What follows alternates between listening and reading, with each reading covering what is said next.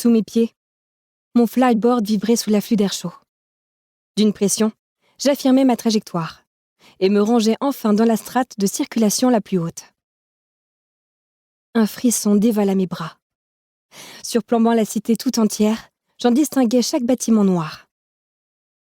Filtrés par le dôme presque invisible à l'œil nu, les éclats du soleil se réverbéraient sur les serres en verre sur ma droite, formant des dessins aériens et impalpables. Je pouvais savoir l'heure qu'il était à la simple disposition de ces taches de couleurs éparses, que j'étais l'une des rares privilégiées à pouvoir admirer. Connaissant la cité sur le bout des doigts, je fonçais en direction de l'est. Je ne pris pas la peine de faire des virages, puisque la strate de circulation était vide. Encore un avantage non négligeable à se déplacer en hauteur. Je pliai les genoux, exerçai une pression avec mon pied droit et goûtais à l'ivresse de la vitesse. Le vent siffla à mes oreilles protégées et m'aurait arraché des larmes sans mes lunettes de vol.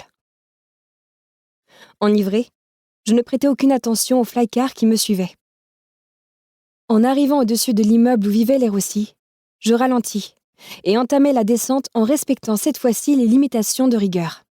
Les sentinelles derrière moi ne toléraient que certains écarts, qu'ils avaient la gentillesse de ne pas rapporter à ma mère.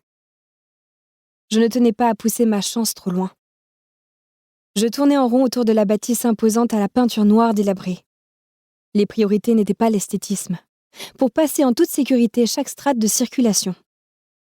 En arrivant près du sol, je déclipsai l'adhérence de mes chaussures d'une torsion des talons et atterris sur mes pieds en récupérant mon flyboard chéri.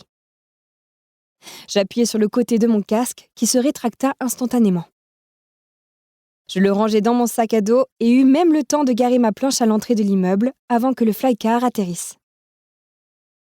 Aussi blanc et bleu que mon moyen de transport, le véhicule volant ultramoderne laissa sortir 2 sentinelles aux larges épaules.